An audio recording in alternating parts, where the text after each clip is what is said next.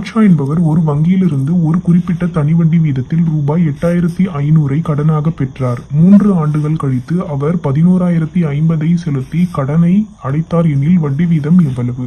8500, காலம் 3 ஆண்டுகள், மொத்த தொகை 11,050. நம்மளுக்கு வட்டி வீதம் 6 தான் தேவை. மொத்த தொகை கண்டுபிடிக்கிற ஃபார்முலா அசல் கூட்டல் தனி வட்டி. இந்த ஃபார்முலால இருந்து நம்ம தனி வட்டி கண்டுபிடிச்சிக்கலாம். இப்போ மொத்த தொகை நமக்கு தெரியும், அசல் தெரியும், தனி வட்டி தெரியாது. இந்த பக்கம் இருக்கிற 8500 இந்த பக்கம் போச்சுன்னா மைனஸ் ஆயிடும். இப்போ 11,050 8500 மைனஸ் பண்ணா 2,550. தனி வட்டி கண்டுபிடிச்சாச்சு. இப்போ தனி வட்டி கண்டுபிடிச்சதுனால மற்றதெல்லாம் அசல் அப்புறம் ஆண்டுகள் இது எல்லாமே இந்த தனி வட்டி ஃபார்முலால சப்ஸ்டியூட் பண்ணியிருக்கோம். இந்த 2 0க்கு 2 0 அடிச்சிடலாம். இப்போ அடிச்சிங்கன்னா 850 முறை வரும், 85 810 முறை வரும். இப்போ 10%.